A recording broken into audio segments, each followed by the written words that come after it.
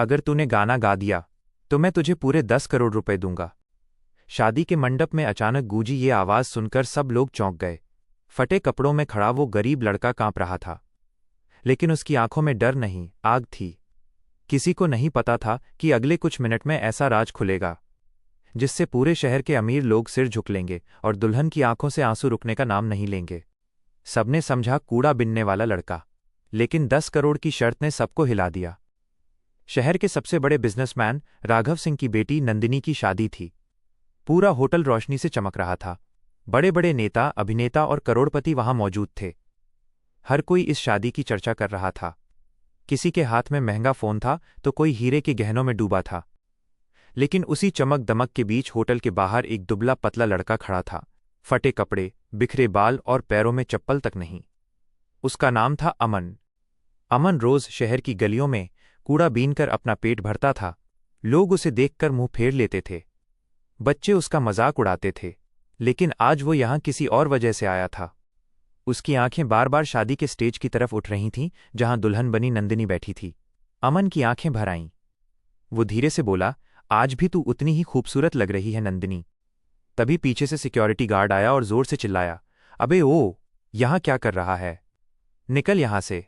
Guard ने उसे धक्का दिया और अमन नीचे गिर पड़ा। तभी अंदर से एक भारी आवाज आई, रुको। सबकी नजरें उधर घूम गईं। वो आवाज खुद राघव सिंह की थी। उन्होंने अमन को ध्यान से देखा और अचानक मुस्कुराने लगे।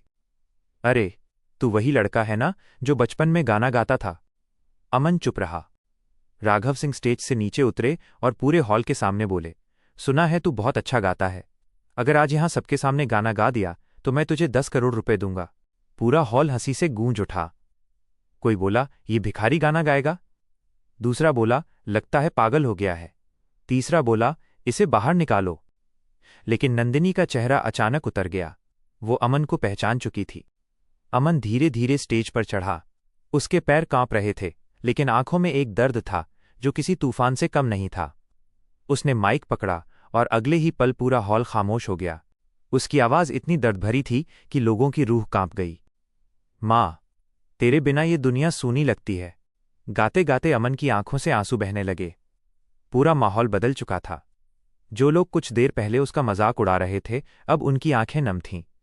नंदिनी रोने लगी, क्योंकि ये वही गाना था जो अमन उसकी माँ के लिए बचपन में गाता था। कई साल पहले अमन की माँ एक छोटे से घर में सिलाई करती थीं। गरीबी थी, लेकिन प्यार बहुत था। अमन की आवाज बचपन से ही बहुत मधुर थी। वो जब गाता तो पूरा मोहल्ला सुनने रुक जाता। उसी मोहल्ले में नंदिनी भी रहती थी। दोनों साथ खेलते, साथ पढ़ते और घंटों बातें करते। नंदिनी अक्सर कहती, एक दिन तू बहुत बड़ा सिंगर बनेगा अमन। अमन हंस देता और पूछता, और तू? नंदिनी मुस्कुराकर कहती, मैं हमेशा तेरे साथ रहूंगी। लेकिन किस्मत को कुछ और मंजूर था। एक दिन अमन की माँ बहुत बीमार पड़ गईं। इलाज के लिए पैसे नहीं थे। अमन हर जगह मदद मांगता रहा। वह राघव सिंह के घर भी गया, क्योंकि उसकी माँ वहां काम करती थीं। लेकिन राघव सिंह ने उसे दुत्कार दिया, हर किसी की मदद नहीं कर सकता मैं। उस रात अमन की माँ मर गईं। उस दिन से अमन की जिंदगी बदल गई। वो सड़क पर आ गया, कूड़ा बीनने लगा, और नंदिनी को मजबूरी में शहर छोड़ना पड़ा। वर्तमान में लौटते हैं। गाना खत्म हुआ तो पूरा हॉल तालियों से गूंज उठा। कई लोग रो रहे थे। राघव सिंह भी कुछ पल के लिए चुप हो गए, लेकिन तभी उन्होंने ताली बजाते हुए कहा, वाह, अच्छा गाता है तू, लेकिन 10 करोड़ ऐसे नहीं मिलते। सब फिर हंसने लगे। अमन ने धीरे से पूछा, तो फिर आपने ये शर्त क्यों रखी? राघव सिंह मुस्कुराए और बोले, क्योंकि गरीबों को सपने दिखाना आसान होता है। नंदिनी अचानक चिल्लाई, बस पापा। पूरा हॉल सन रह गया। आपको शर्म नहीं आती?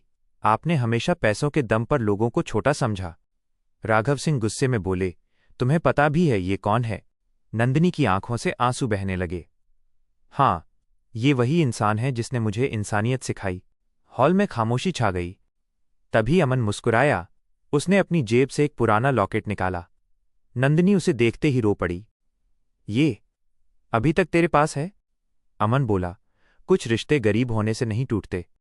तभी अचानक होटल के बाहर कई बड़ी गाड़ियां आकर रुकीं। सब लोग हैरान रह गए। कुछ सूट बूट वाले लोग अंदर आए। उनमें से एक आदमी सीधे अमन के पास गया और झुककर बोला, सर, हमने आपको हर जगह ढूंढ लिया। पूरा हॉल दंग रह गया। राघव सिंह हक्का बक्का थे। सर? उस आदमी ने कहा, ये भारत की सबसे बड़ी म्यूजिक कंपनी के मालिक हैं, अमन वर्मा। पूरा हॉल जैसे जम गया। अमन धीरे से मुस्कुराया। हाँ, मैं वही कूड़ा बीनने वाला लड़का हूं जिसे आपने कभी दरवाजे से भगा दिया था। राघव सिंह के चेहरे का रंग उड़ गया। असल में कुछ साल पहले अमन का एक वीडियो सोशल मीडिया पर वायरल हुआ था। उसकी आवाज ने पूरी दुनिया को दीवाना बना दिया। विदेशों तक उसके गाने पहुंचे और धीरे धीरे वो करोड़पति बन गया।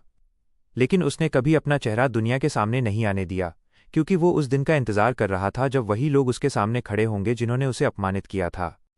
राघव सिंह कांपती आवाज में बोले, मुझे माफ कर दो बेटा। अमन की आंखें नम थीं। माफी मुझसे नहीं, उन गरीबों से मांगिए जिन्हें आपने हमेशा छोटा समझा। पूरा हॉल सिर झुकाकर खड़ा था। तभी अमन ने माइक उठाया और कहा, आज मैं यहां 10 करोड़ लेने नहीं आया। सब लोग उसे देखने लगे। मैं यहां अपनी दोस्त की खुशी देखने आया था।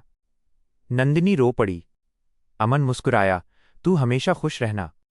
दूल्हा भी आगे आया और बोला, भाई, आज आपने हमें इंसानियत का असली मतलब सिखाया है।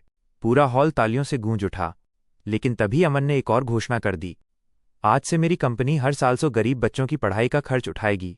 लोग खड़े होकर तालियां बजाने लगे। राघव सिंह की आंखों से आंसू बहने लगे। उन्हें पहली बार एहसास हुआ कि असली अमीरी पैसे से नहीं, दिल से होती है। उस रात शादी खत्म हो गई, लेकिन शहर में एक नई कहानी शुरू हुई। एक ऐसे लड़के की कहानी जिसे लोगों ने कूड़ा बीनने वाला समझा, लेकिन उसने अपनी आवाज से पूरी दुनिया जीत ली।